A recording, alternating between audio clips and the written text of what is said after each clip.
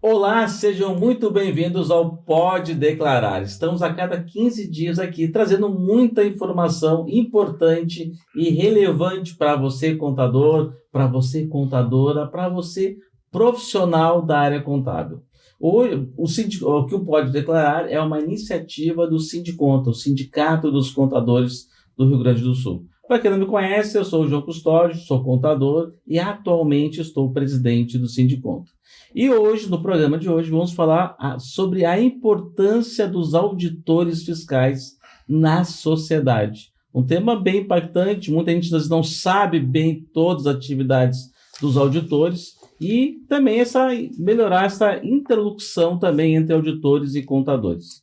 Bom, aqui hoje então eu trouxe duas pessoas muito especiais aqui no programa, que tem bastante conhecimento na área e com certeza será um momento muito rico de conhecimento, de troca de experiências e convido a todos a assistir então esse programa de hoje que tem um assunto muito importante.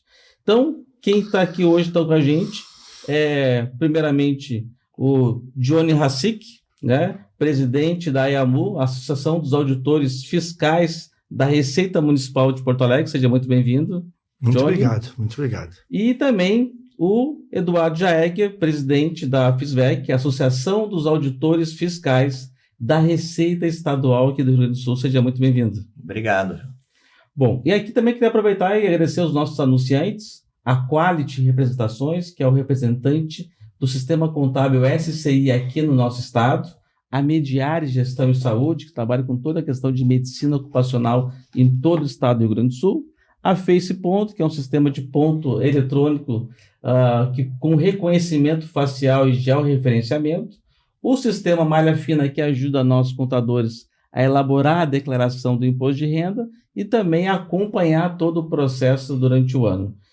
Então, fica nossos agradecimentos e já vamos para a nossa primeira pergunta aqui para os nossos convidados de hoje, é sobre... até para saber o que de fato o auditor fiscal faz e nos dar uma ideia da função, porque a gente tem um conhecimento um pouco limitado, então eu queria escutar vocês um pouquinho para a nossa audiência que está nos assistindo, o que o auditor fiscal faz. Bom, vamos lá. Eu começo? Pode não. Vamos lá. Bom, a nossa atividade, basicamente, ela está relacionada com a fiscalização. Eu sou auditor fiscal da Receita Estadual, então, com a fiscalização dos tributos estaduais, quais sejam ICMS, PVA e TCD. E a nossa, digamos assim, uma das nossas atividades é contribuir para que todos cumpram as obrigações tributárias corretamente.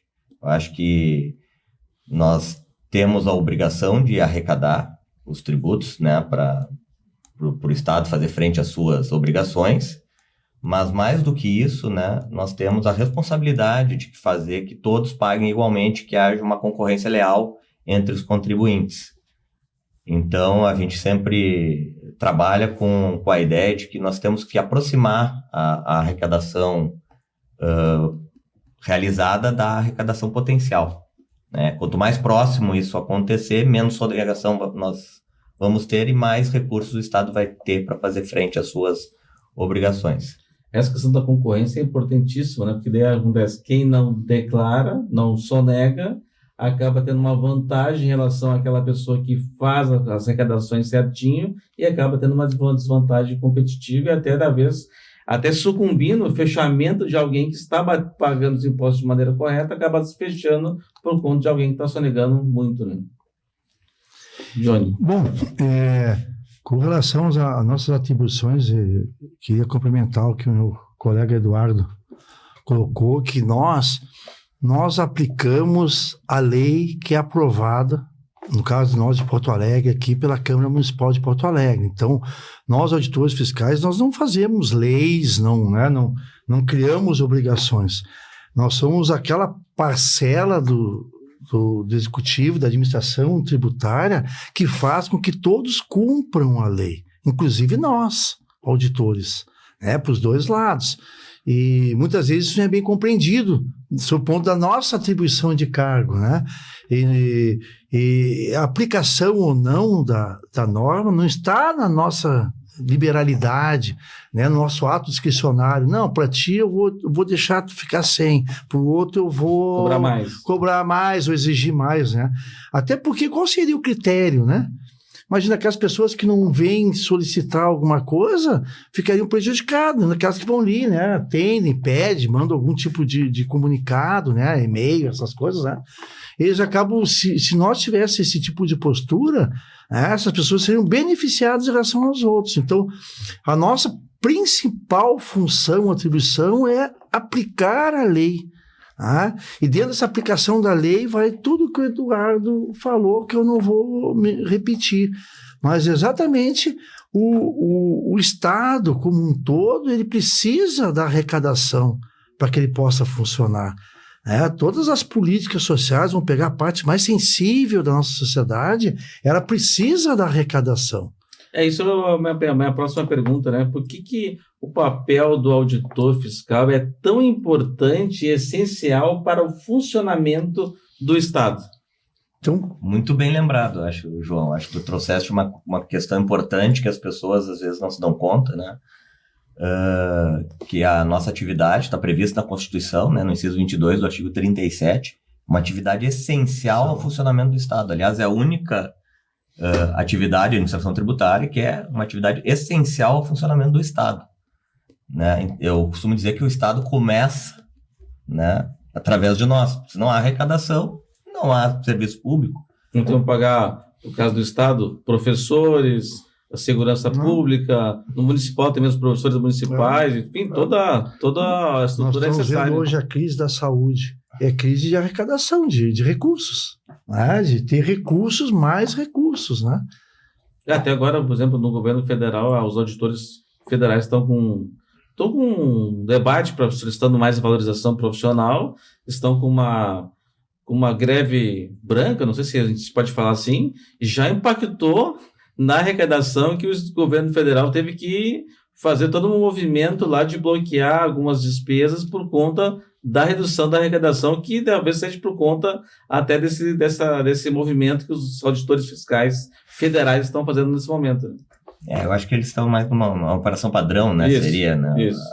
A nossa atividade, aliás, nós temos essa questão de fazer greve, é uma coisa muito forte, né? Que quando falou, é essencial, né? É essencial, exatamente. Então fica bem complicado esse tipo de coisa. Mas claro que se compreende, nós temos os nossos movimentos corporativos, né, e preservando a nossa remuneração, enfim, o nosso cargo, né, e as nossas atribuições. Eu acho que hoje a gente tem uma discussão muito mais forte, né, Johnny, em função das nossas atribuições. Verdade. Né, da nossa, como o Johnny falou anteriormente, né, da aplicação, nós somos responsáveis pela aplicação da lei. E a nossa atividade é vinculada. A gente não escolhe qual lei aplicar, nós temos que aplicar a lei. No momento detectado uma irregularidade ou, vamos dizer assim, até um engano, né? Às vezes o contribuinte ele está aplicando mal a legislação ou foi mal orientado. E a nossa atividade não é dizer entendo, compreendo, mas nós temos que aplicar a lei. Até porque a legislação tributária no Brasil é um pouco complexa, né? Um pouco. É um pouco complexa. Então, também, e ela, além de ser complexa, ela muda também com uma certa portarias, vão mudando, e também isso acaba que faz com que pode exigir nem a sonegação, é uma questão de equívoco, de entendimento que mudou e não se adaptou, né?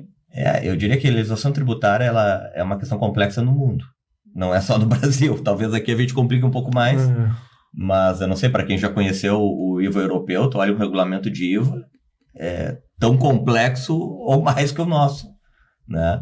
Então isso é uma questão realmente difícil, mas nós estamos aqui não só para garantir a aplicação correta da lei, também para orientar o contribuinte, orientar os contadores. Eu acho que a atividade do contador é muito importante, né? Nós temos diversos colegas no interior do estado, nas delegacias da Receita Estadual, que fazem eventos em conjunto com os contadores, né? Fazem palestras, sempre buscando a orientação. Eu acho que existe uma falsa impressão que o fiscal está lá para autuar. Não. Hoje, inclusive, dentro do nosso planejamento estratégico da Secretaria da Fazenda, a autuação nem conta mais como fator de pontuação, existe uma ilusão de o auditor ganha mais, quanto mais ele é autor, mais ele ganha. Não, isso não existe mais. Né? Hoje, o que é moderno... Já existiu isso no passado? Já existiu. Quando eu entrei, eu tenho 31 anos de carreira.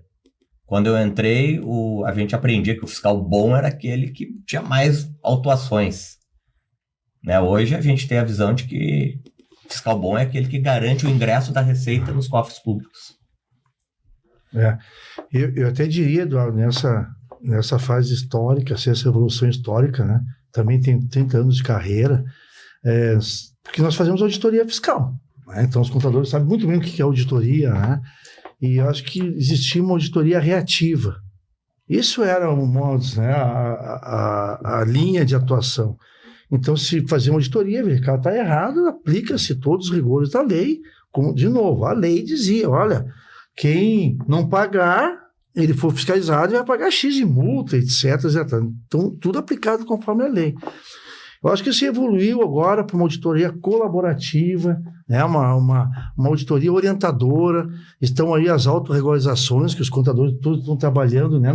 Todos os níveis, que é exatamente olhar a pessoa que fez aquela situação que não é de acordo com a lei, tem uma oportunidade de se autorregularizar, então não precisa o fisco, vamos chamar assim, intervir, e sim orientando, olha, está aqui, está errado, os cruzamentos de informações, hoje a informática permite isso, né? E eu vejo que nós estamos caminhando, né, Eduardo, para uma auditoria preventiva, certo? De atuar mais o que está acontecendo hoje. E isso a informática está permitindo esse tipo de situação, né? Hoje, quase todos, apesar que eu recebi uma surpresa, fui numa palestra sobre a nota fiscal nacional de serviços, e ali disseram que 1.800 municípios no Brasil ainda têm nota em papel. De 5.570, 1.800 é nota em papel. Não. Essa informação eu não sabia que tinha 1.500 municípios com nota em papel. Eu fiquei também, olha, surpreso, porque hoje com a informática, com tudo, mas eu acho que isso dá uma ideia da dimensão e vamos dizer, das diferenças do nosso país continental, certo? Os próprios programas hoje, né? Hoje está muito em voga os programas de conformidade tributária, né? Tu tratar de maneira, vamos dizer assim, um pouco privilegiada ou diferente aquele contribuinte que cumpre as suas obrigações, né? E tu antecipar, eu acho bem que o Johnny estava falando, tu antecipar a ocorrência do equívoco, do engano, por um programa de chamar o contribuinte, né? Chamar o contador e colocar ele dentro de um programa de conformidade tributária, né? Orientar ele corretamente, dizer, olha, se tu andar na linha, se tu tiver tudo certinho, né? Como a gente dizia antigamente, hoje já não é mais tanto, mas tu vai ter livre trânsito, né? Vai ter livre trânsito porque tu é uma pessoa confiável, que cumpre as tuas obrigações. Então, hoje, vários estados já implantaram o programa de conformidade tributária, né? Nós temos o caso de São Paulo, em que há um ganha-ganha, né? Um ganho para a sociedade, um ganho para os contribuintes e um ganho para a própria carreira, né? Não sei como é que está nos municípios isso, Johnny, isso de conformidade. Um pouco mais distante, mas Porto Alegre é vanguarda nessa situação. Foi, talvez, o primeiro município que criou exatamente a conformidade, né? Eu diria de premiar o bom pagador de impostos, né? Aquele que se preocupa em pagar corretamente. Então, ele ganha um prêmio, né? Que é exatamente ter um desconto, né? De alguma forma, ele diz, olha, vale a pena ser um bom pagador de impostos, né? E vocês, como é que vocês enxergam essa relação, né, entre o auditor fiscal e os contadores hoje? Deixa eu aproveitar a pergunta para poder linkar com como eu disse antes, que nós aplicamos a nossa função, vamos dizer, ela vem vinculada à lei, como disse o Eduardo. Mas também os contadores são o outro lado dessa moeda, porque eles aplicam para os contribuintes a lei também, como nós. Nós pelo lado do Estado, os contadores pelo lado do contribuinte. Então, essa junção entre o fisco e o contador é fundamental, né? Para que possa trabalhar tudo corretamente, o contador fazer um ótimo trabalho, porque não há interesse da gestão, não há interesse do fisco, da administração tributária, que as pessoas façam coisas erradas para nós ter que movimentar toda a máquina estatal para descobrir essas pessoas, intervir. Isso tem custo. Tem custo. Então, quanto mais os contadores também se aproximar do fisco, entenderem a responsabilidade e obrigação deles com relação à aplicação correta da lei, instruir corretamente, né, seus clientes, no caso, isso que faz harmonia, né, na área tributária, né, na administração tributária. Porque a melhor coisa que tem para um auditor, né, Eduardo, a gente olhar e ver que a pessoa faz tudo certo. Sabe? É a melhor coisa que pode acontecer. Pô, que bacana. É isso. É óbvio que uma utopia, todo mundo fazer certo. Podia ser agora mais pessoas fazerem coisas certas, né? Porque a gente que trabalha, né, Eduardo, vê que, infelizmente, muitas vezes há um estímulo, né? As pessoas não cumprirem lá com todas as regras. Claro que tem uma complexidade nisso tudo, das normas e regras, né? Mas eu também penso que isso vem muito da sonegação também, me adiantando um pouco em relação aos contadores ali. Por quê? Porque conforme a gente detecta, né, fontes de sonegação, né, critérios, né, modos operantes de sonegação, o que faz o fisco? Cria normas, cria obrigações, vamos chamar assim, para estancar aquela sangria.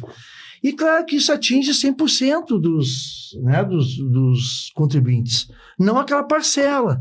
E isso é óbvio que os contadores vão criando mais obrigações, às vezes obrigações duplicadas, né? Porque infelizmente ainda os fiscos não trocam figurinhas, vamos chamar dessa forma, né? Então muitas vezes vocês, contadores, têm que entregar uma declaração para o município, uma declaração para o Estado, uma declaração para a União. E às vezes dentro disso até setores, né, do próprio município, principalmente da União, né, que tem que estar entregando várias coisas que se duplicam quase. Mais do que a quantidade de declarações, o que mais chateia a classe contábil é a duplicação de informações. A gente manda às vezes a mesma informação para o governo estadual, para o governo municipal e para o governo federal. É isso que é mais frustrante às vezes, porque a gente acaba tendo esforço para fazer essas declarações. Há um desgaste, uma pressão de horas de serviço que a gente às vezes não consegue repassar todo esse custo para o contribuinte, porque efetivamente é muito alto. Claro. Mas eu diria que os contadores são facilitadores, né, do nosso trabalho, assim, são essenciais. E os locais por onde eu trabalhei, eu comecei minha carreira no Alegrete. No Alegrete? No Alegrete, em 1994, depois trabalhei mais um ano em Lajeado, antes de vir para Porto Alegre. Então fiquei 3 anos no interior e a gente percebe que no interior essa relação do auditor fiscal com o contador ela é muito mais próxima. Talvez pelas cidades serem menores, né? Então se conhece. Então quando chegava, me lembro lá no Alegrete, quando chegava um determinado contribuinte, ou chegava um contador ou para uma consulta, ou para trazer alguma declaração, alguma coisa, algum esclarecimento, a gente olhava, esse contador eu sei que esse está chegando, está tudo certinho, porque a gente já conhece, tu sabe quem é, e qualquer coisa tu pega o telefone e liga para ele, olha, aqui ficou um equívoco aqui, é fácil, né? Sempre tem, claro, em todas as áreas tem profissionais excelentes, bons, e tem aqueles não tão bons, né? Mas lá no interior a gente tem esse contato mais próximo. Em Lajeado, à época, minha colega, até inclusive a colega de você, contadora também, a Silvia Greve, né, trabalhou bastante tempo junto ao CRC e ao Observatório Total. A Silvia fazia um trabalho muito próximo junto aos contadores, a gente tinha eventos junto, eu acho isso muito importante, fazer eventos da Receita junto com os contadores, de esclarecimento, de aproximação, eu acho que isso é salutar, é saudável, e faz bem e ajuda, né, no cumprimento correto das obrigações. Estava me lembrando aqui agora que muitas vezes os clientes, os contribuintes, reclamam que o contador parece auditor do fisco. a gente não ganha para ser, mas a gente está, como o Johnny comentou, a gente aplica a lei. Então chega para o cliente, mas está muito caro essa carga tributária, mas essa é a regra. Não, mas tu parece fiscal do governo. Não sou fiscal do governo. Estou te dando a orientação que a lei é assim. Se tu não fizer assim, tu pode ter problemas significativos. Aliás, muitas empresas fecham por passivos tributários. Exato. Porque não vai dar nada, né? Não vou pagar aqui, que nada vai acontecer. E hoje em dia, com a questão da tecnologia, é muito difícil o fisco não saber. Então, tu vês, é importante que tu vês negócios prósperos, negócios estão indo bem, daqui a pouco fecha porque apareceu uma dívida impagável, que ele não se cuidou desse risco, né? E acaba os contadores são acusados que a gente também é auditor, entre aspas, né? Porque a gente está trabalhando para o governo. Não, a gente está fazendo uma aplicação da lei. Então, a gente está dizendo que se não fizer isso, tu pode ter problemas. E as multas são altas, né? As multas são altas, são fortes, são punições fortes. A gente reconhece isso, né? Mas, enfim, é a forma de se procurar manter o comportamento correto, né? A gente vê aí no trânsito, desde que instituíram a lei seca, multas pesadíssimas, tu vê o quanto diminuiu, como mudou o comportamento das pessoas, né? Daí o pessoal fala assim, mas daí a gente acaba sendo acusados, a gente está dizendo como é para a pessoa ter essa perpetuidade do negócio dela, porque às vezes daí o cliente, eu já recebi cliente de outros contadores em que eles foram orientados corretamente pelo colega contador e ele quis mudar, mas ele botou a culpa no contador, mas ele disse, não, João, olha só que me falando um cliente, né? Não, João, ele me orientou que eu tinha que fazer, que eu tinha que emitir mais notas, mas ele me orientou assim, não foi enfático, ele não foi aqui pessoalmente, cara, se ele falou, tu não pagou, tipo, dele quer botar a culpa no mordomo, que é no contador, né? Mas ele disse, o meu colega, ele veio para mim, o colega disse, você tem que emitir notas, se você está emitindo notas é menor. E ele, ainda assim, ele foi autuado, recebeu um valor alto para pagar, foi parcelado, e às vezes a parcela ficou ainda, apesar de ter, às vezes tu vai fazer 60 vezes e tal, ainda assim ficou pesado para o negócio dele, e ele ainda fica chateado e acaba passando para nós a culpa do que está pagando a multa. Mas olha só, você foi orientado a pagar o imposto, você não pagou, a gente diz que a multa depois é muito alta e ele não acaba não acreditando. E uma coisa importante que a gente fala sempre, que uma empresa morta, que a gente diz uma empresa fechada, ela não paga tributos nem dá empregos, que é uma questão social importantíssima no nosso país, os empregos. Então, não há interesse de ninguém que uma empresa feche. Antes, pelo contrário, que ela cresça. Que em vez de dar um emprego, dá 2, dá 3, dá 4, paga os impostos.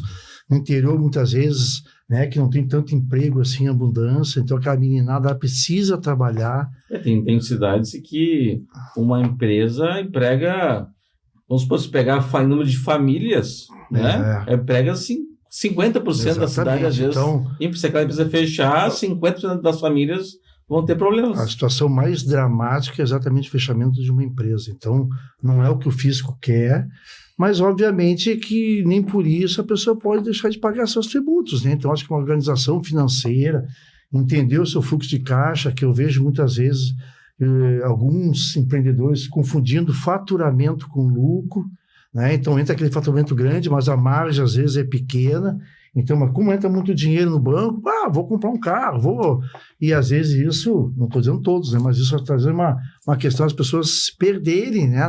Na questão do uso, né? Das sobras, vamos dizer, da empresa, né? E aí, às vezes, aperta, onde é que ele vai pagar primeiro? Vai pagar o fornecedor, vai pagar a luz, a água, o funcionário, e vai deixando os tributos.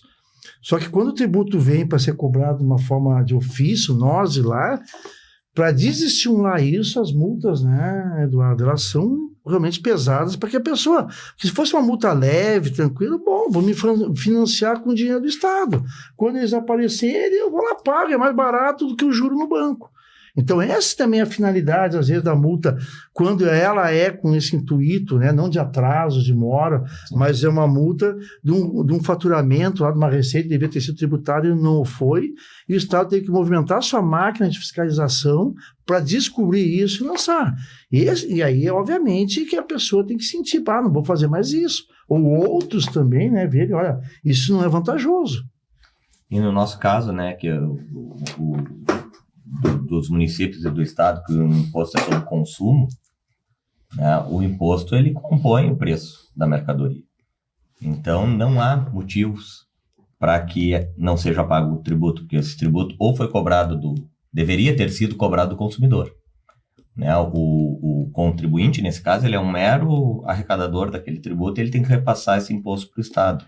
É difícil das pessoas compreenderem isso, né? E antes de a gente começar, a gente estava comentando, minha esposa é empresária, tem um pequeno comércio, e eu canso de dizer isso para ela.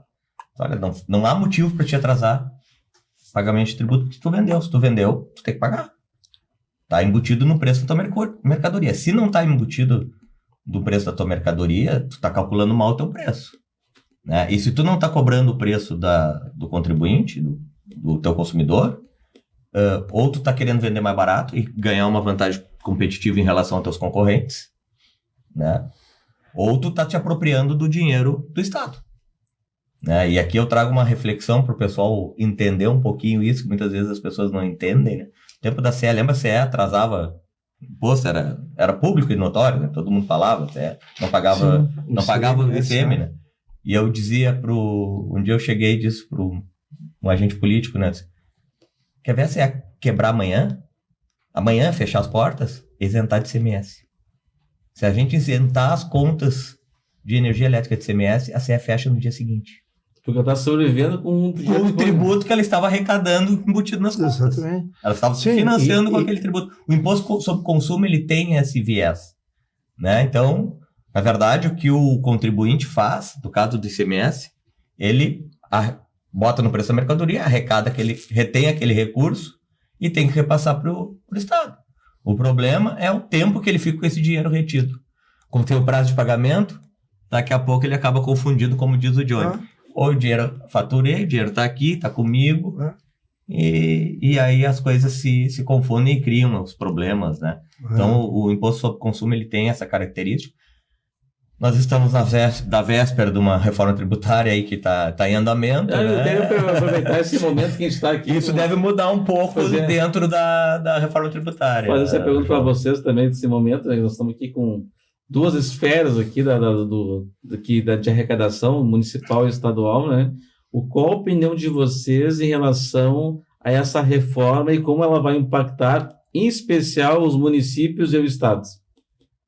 Então, não é a reforma dos nossos sonhos, tá? Isso eu tenho que falar, não era... Eu acho que cada um de nós, assim, quem fosse falar de reforma tributária, né? Eu acho que o João tem a reforma ideal dele, eu tenho a minha, o Johnny. Foi a reforma possível.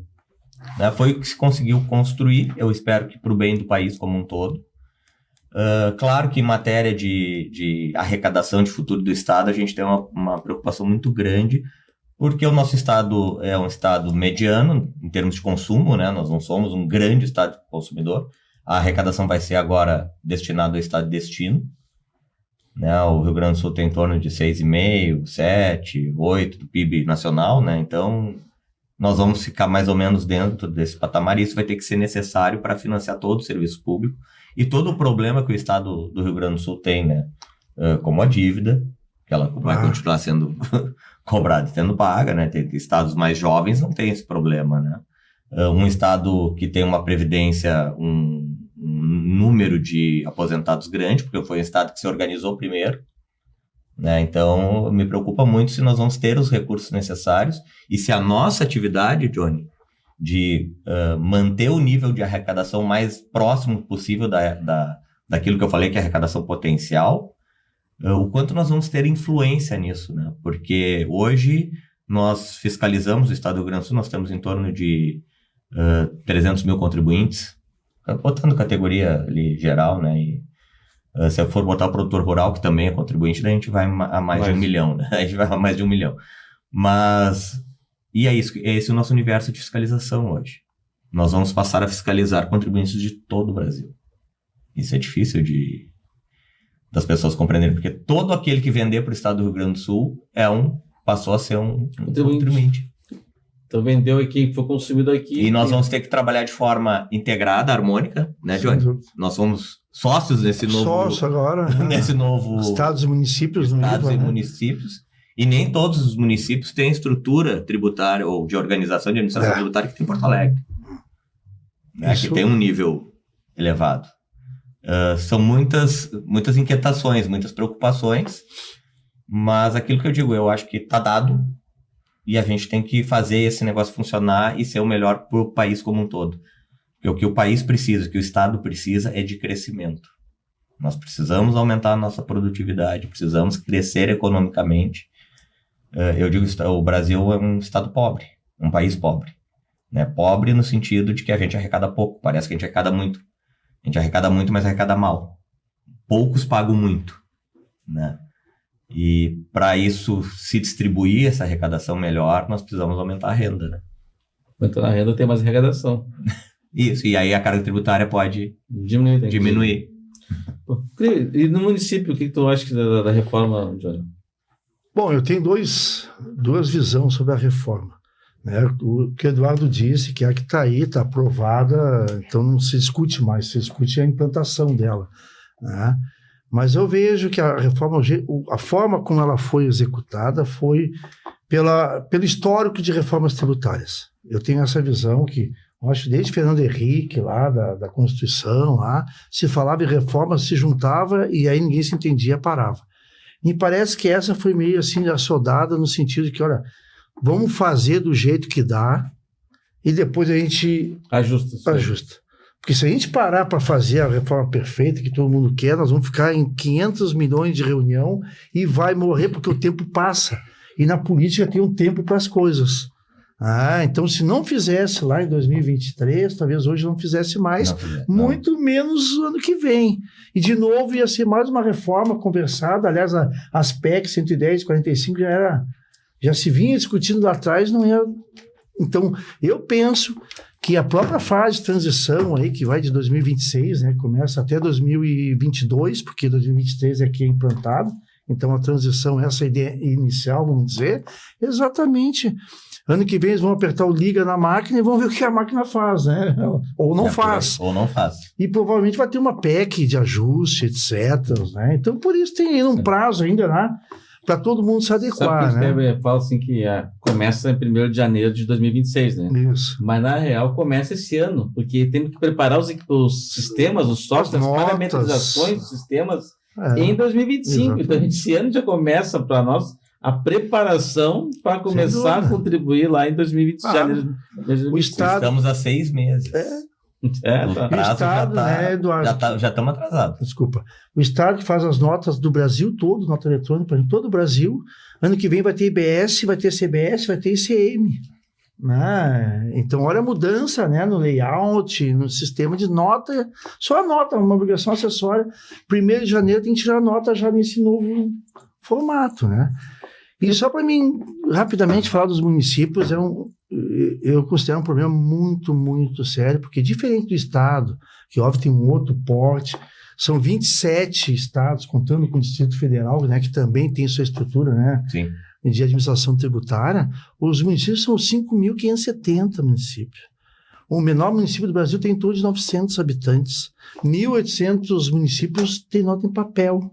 Então, não, essa informação de 1.800 municípios com nota fiscal de papel, só aí eu imagino o impacto que vai ter nesses municípios. Aí Então, é óbvio que a reforma tributária para os municípios vai ser municípios muito heterogêneos.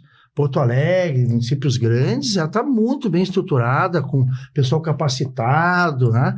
Tem municípios do interior que o fiscal, a gente diz que é um super fiscal, porque ele faz lá ele faz o tributário, mas também faz o posturas, que é o alvará de localização, faz o sanitário, faz o ambiental. Então, ele é um mega fiscal para ter todas essas qualificações. Imagina trocar, porque eu penso que não é uma reforma tributária, é uma revolução tributária. Pouca coisa a gente vai aproveitar, né? Nós do ISS, então, que é acumulativo, ainda o Estado tem uma expertise, né? Na neutralidade Sim. da cadeia, né? Quer dizer, de poder se compensar. Então, a base de arrecadação, para ter ideia, aluguel vai pagar. Só para ter uma ideia do que a quantidade de contribuintes novos, né, Eduardo, que vai entrar, a forma disso, como o Eduardo disse, vai ser no destino. Então, né, uma cadeia produtiva, né, vai pagar no consumidor final. Isso vai ficar dentro de uma conta corrente, né, para quando vender lá no produto final, é que isso vai ser tudo compensado.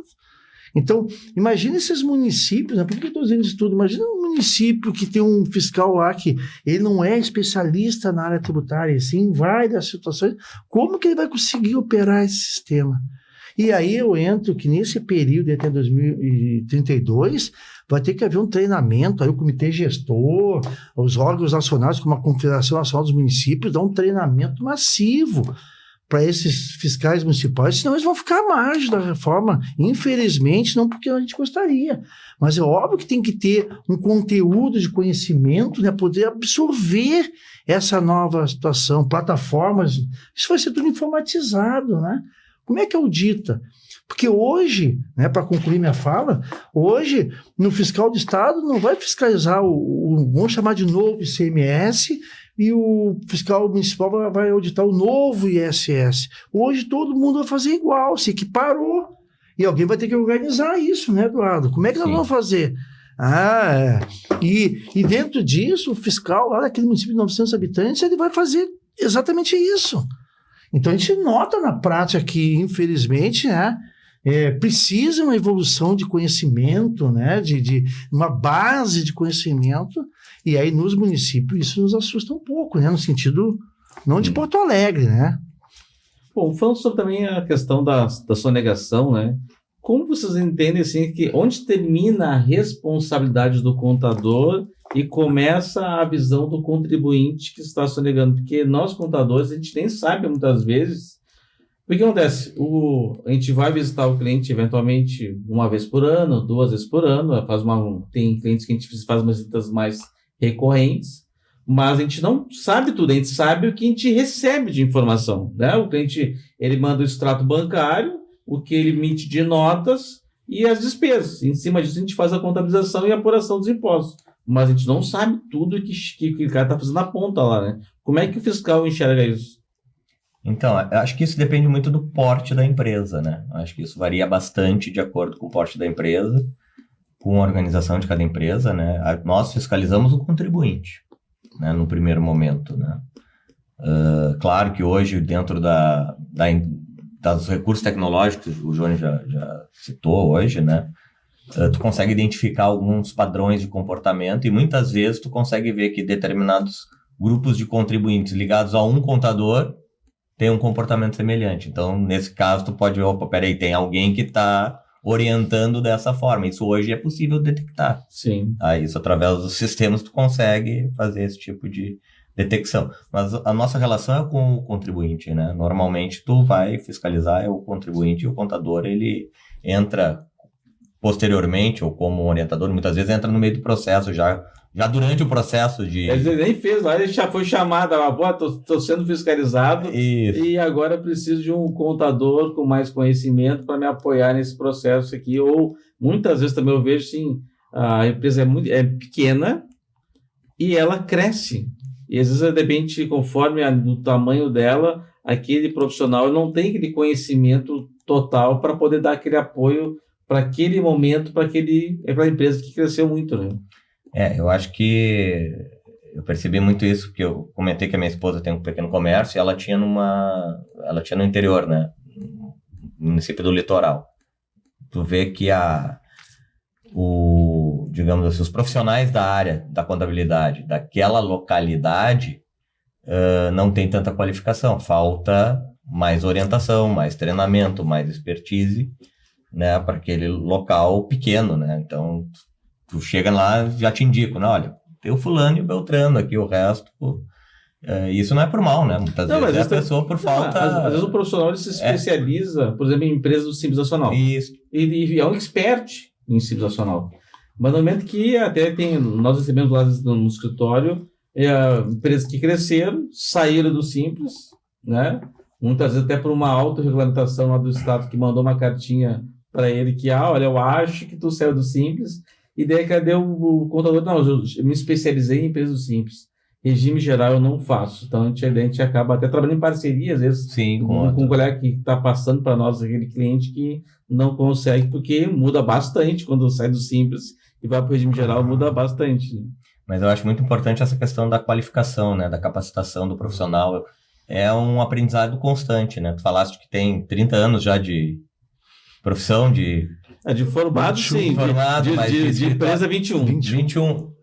Tu tá todos os dias aprendendo uma coisa nova. Sim, qualificando. E agora, com a reforma tributária, eu vou aprender tudo zero de novo, né?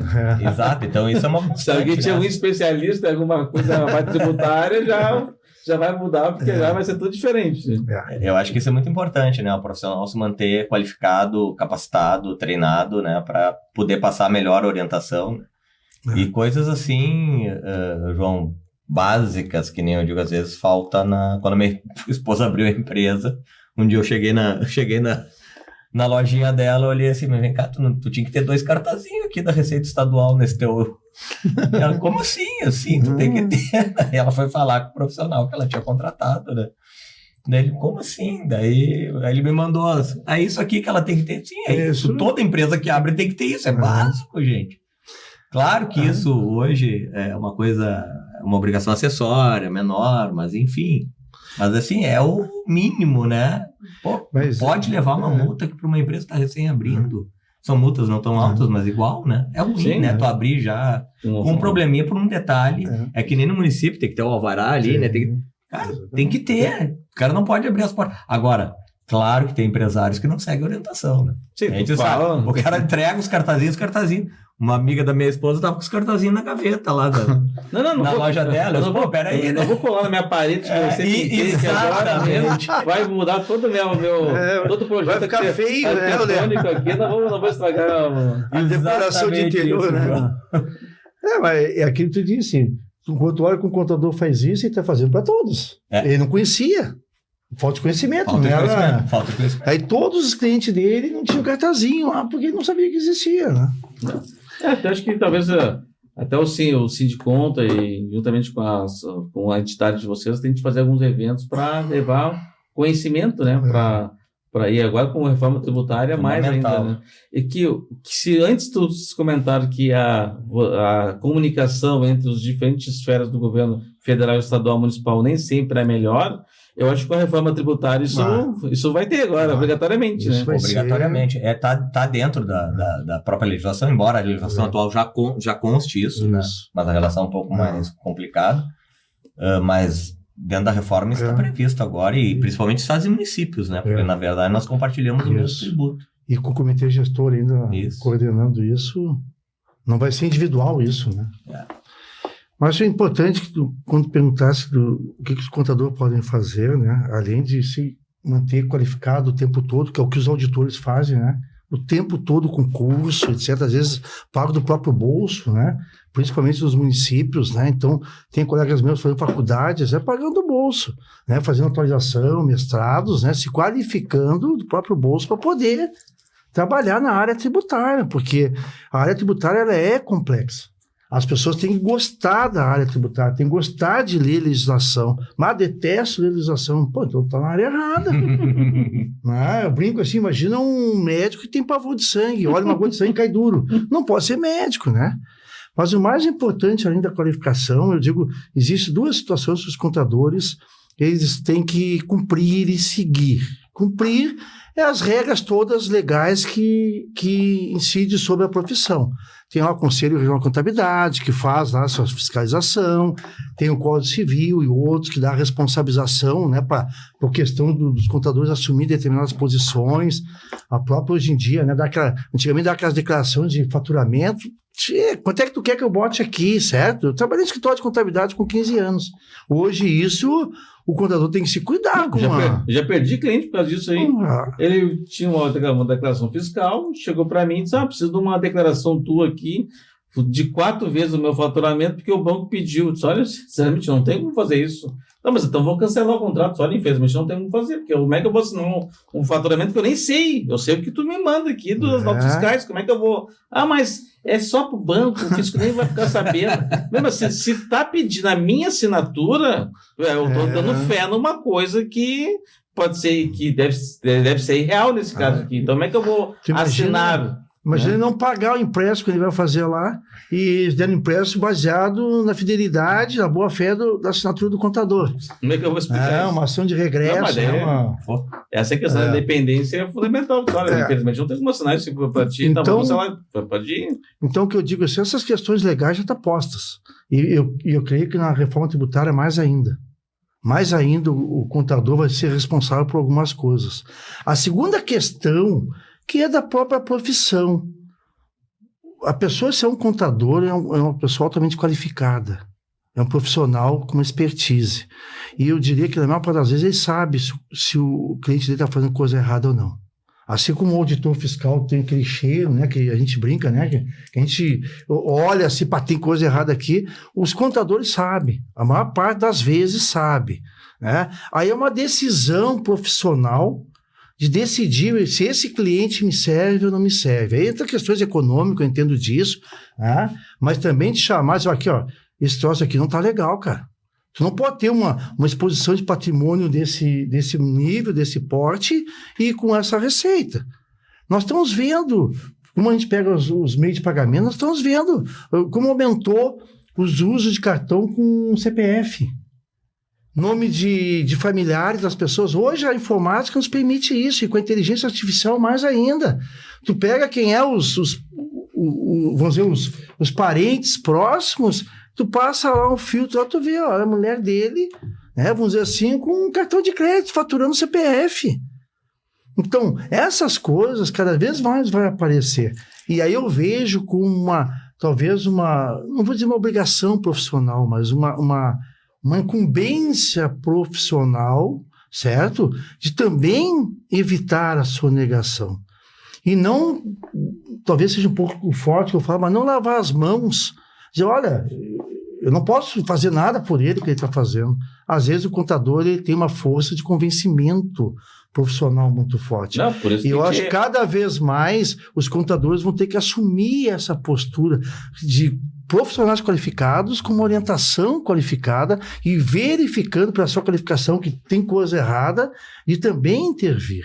Eu sei que não tem um poder em cima disso, mas muitas vezes até dispensar como tu mesmo falaste, olha... No estado lá, obrigado... não serve esse tipo de... No estado lá, obrigado a indicar no contador da empresa, né? A gente, tá lá meu nome lá. Isso aí. Tipo, então, um cliente novo agora, um cliente estrangeiro...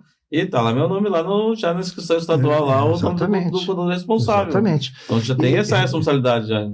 E eu digo isso com uma tranquilidade porque eu sou contador. Escrito CLC 41047, me formei há algum tempinho já. Trabalhei desde os 15 anos no escritório de contabilidade, depois numa cooperativa, depois auditoria externa, viajei o Brasil todo aí fazendo auditoria na Strasse Bianchese, e depois passei no concurso ser auditor fiscal. Então, essa área eu conheço, eu brinco com os dois lá do balcão, né? No escritório de contabilidade, que a gente sabe que é aquela muvuca maior, porque aí tem que atender várias pessoas, mas também empresa grande, né, que tinham contador contratado, né, assim como auditando as empresas. Tem clientes daqui, a gente faz consultoria também, né, então às vezes tem clientes que com o tempo acaba querendo passar para nós a contabilidade, né, e alguns caras, então, primeiro eu vou te dar a consultoria para te organizar, para mim ter condições de atender. E tem vezes que essa condição não chega. Então, eu vou continuar como consultor, mas infelizmente eu não sou contador para fazer a sua contabilidade. Verdade. Porque não está estruturado e organizado o suficiente para que eu possa colocar meu nome lá e assinar. Então, eu vou ficar como consultor, faço a folha de pagamento, às vezes, sim, mas eu não assumo a parte contábil fiscal porque a empresa não está organizada o suficiente. Como também tem vezes que a gente sabe, eu não te contratei porque vocês são muito organizados. Então eu não vocês me cobram demais. Só, né? Vocês me intenção do cliente. Vocês me cobram demais. Tipo, tudo. Claro, como tem muitos escritórios, vocês também tem isso, né? De ter acompanhamento do indicador, de fechamento de balanço, de fechamento das informações. E cliente que não manda informação. E cliente não manda as informações e acaba a gente não tendo condições de apurar o imposto de forma correta. E a gente acaba, às vezes tendo problemas. Às vezes o cliente chegou uma multa, chegou uma cartinha de autorregularização e diz, mas eu quis essa carta aqui, não, só um pouquinho, tu não tá mandando as informações, como é que eu vou apurar corretamente? Já pedi esclarecimento, te dei orientação, te expliquei como fazer, tu não faz, o que eu vou dizer? Essa cartinha eu já tinha dito que uma hora ia chegar, porque já te dei orientação, tu não tá mandando as informações como tem que ser, já dei orientações, não fez. E às vezes tem cliente já que também saiu do escritório, me cobra tanto, parece que o auditor da fiscal está me cobrando aqui, eu vou ter que procurar, vou ter que sair, é que eu estou assinando aqui, estou te orientando para te ter uma perpetuidade do teu negócio e não aparecer uma multa tão grande que acaba inviabilizando e tu fechar as portas. Verdade.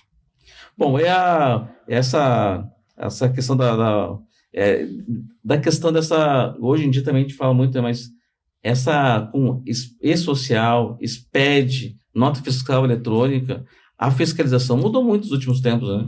Muito, mudou muito. Eu estou como presidente da FISVEC há 3 anos já, e ano que vem nós somos 2 anos de mandato, mais 2 anos, uma reeleição só. Então, ano que vem eu tenho que retornar, eu sou ativo ainda, Johnny, e eu tenho que retornar para a Receita. Eu disse, olha, eu vou ter que fazer um cursinho para aprender de novo toda essa parte, mas quando eu entrei a gente fazia auditoria ainda em papel, e já tinha computador, mas enfim, né? Você usava o computador e você usava planilha Excel, essas coisas. Hoje a gente tem inteligência artificial, cruzamento de informações, malha fiscal que já sai pronta conforme os critérios que tu botar.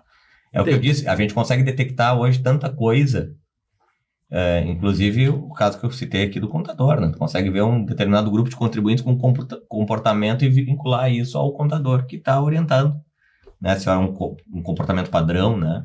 E tem outros comportamentos, grupo familiar, né? Se percebe muito isso. Hoje existe muita fraude estruturada de empresas do Simples Nacional, né? Várias empresas, não, mas na verdade é um grupo, tá cada um no nome de alguém, e uma empresa de fato consegue, única, através hoje da tecnologia, vincular as pessoas, inclusive provando isso judicialmente. Né? Então, hoje a tecnologia e o nível de informação que se tem é muito grande, né? E nós, claro, estamos dentro da Receita Estadual, existe uma diretriz de facilitar a vida do contribuinte pela nota fiscal, né? Tu já emite a nota fiscal, todas essas obrigações de SPED, GIA, com o tempo tendem a desaparecer, né? O nosso... Essa é o que todo contador quer que... Será? Se um dia, a cada ano que passa, promete, não, ano que vem vai cair a tal declaração, daí chega ano que vem, ela ainda está ainda aqui e vai levar mais um ano para sair fora. Hoje a GIA, por exemplo, a GIA ICMS, que já foi um documento extremamente, foi fundamental para nós, hoje ela funciona como um validador do SPED. Basicamente, né? Hoje tu faz o SPED, ele já sai a GIA praticamente pronta, né?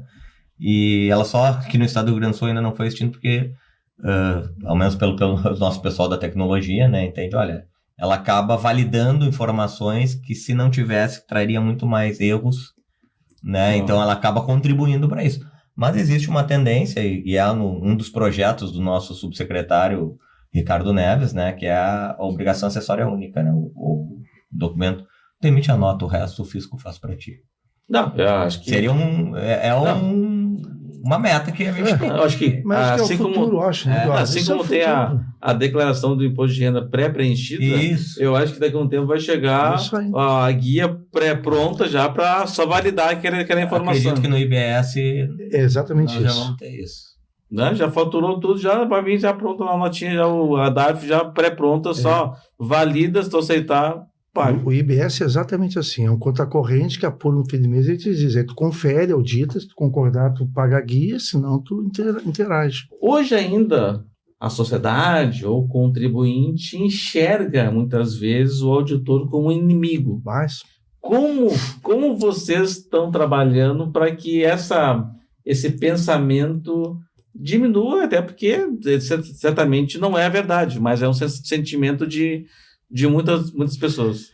Eu brinco, né, que os auditores fiscais são o Batman, né, que é um herói, mas é um bandido, né? Gotham City quer prender ele o tempo todo, né, como um bandido, mas ele salva a cidade, né? Um pouco essa comédia, mas mostrando o que é um auditor fiscal. É óbvio que ninguém quer receber. Se nós estamos no trânsito andando e vê a gente diz azulzinho com aquele pardal, a gente fica bravo, né? Mas que absurdo, não sei o quê. Né? Então, tem que andar 60, 40, a regra está ali. A gente descumpre a regra e fica bravo com aquele que está lá dizendo, olha, não corre. E nós temos esse viés. Então, a questão da gente impor penalidades para as pessoas, é difícil a gente dizer que, nós estamos fazendo isso para o teu bem, né, para o bem da coletividade. Mas esse trabalho que o Eduardo falou, né, do interior, de fazer essa aproximação, né, com os contadores, etc., isso vai minimizando, né, porque vai mostrando o que é o certo, vai disseminando a educação fiscal hoje, né, que é um braço bem lembrado, importantíssimo, né? O Eduardo pode falar sobre isso, né, Eduardo? Aliás, está aberto o Prêmio Nacional de Educação Fiscal, né? Já podem ser inscritos os trabalhos, né? Um prêmio que acontece todo ano, premia escolas, premia profissionais da área da comunicação, tecnologia. É um prêmio sensacional. Eu tenho ainda a ambição de trazer o Prêmio Estadual de Educação Fiscal. O Estado do Rio Grande do Sul, ele é campeão de trabalhos inscritos no Prêmio Nacional há anos, mais de 20 anos. A gente sempre tem o maior número, muitas vezes nós temos o número de trabalhos apresentados no Estado do Rio Grande do Sul que estão concorrendo, é 50% do total do Brasil. Parabéns. Não, é muito grande. Ano passado nós não ganhamos, ficamos em segundo lugar em número de projetos inscritos, por causa da enchente, obviamente, né? Sim. Foi uma tragédia que acabou, e mesmo assim ficamos praticamente igual com o vencedor, que foi Santa Catarina. Mas algumas transformações têm acontecido nesse sentido, né? Eu cito aqui no Estado do Rio Grande do Sul o Código de Boas Práticas Tributárias, né, que veio numa evolução daquele antigo conceito do Código de Defesa do Contribuinte. Né? Tu vê, o Código de Defesa do Contribuinte já dá uma ideia de relação... de ataque, de defesa. De defesa, de relação... O consumidor, claro, ele está numa relação de desvantagem em relação ao... Por isso existe o Código de Defesa do Consumidor. Agora, o contribuinte, teoricamente, ele está em condição de igualdade com o fisco. Né? Não existe essa... Mas não é a visão da sociedade, né? E se compreende isso. E aqui, felizmente, no Rio Grande do Sul se criou, né, o Código de Boas Práticas Tributárias, em que se discute a matéria tributária com as entidades empresariais, com a sociedade, e se discute, inclusive, evoluções e sugestões de aperfeiçoamento da legislação tributária. Né? E isso é importante. A carga tributária ela não é estabelecida porque nós queremos... Não, ela é estabelecida porque ela precisa fazer frente às necessidades da sociedade.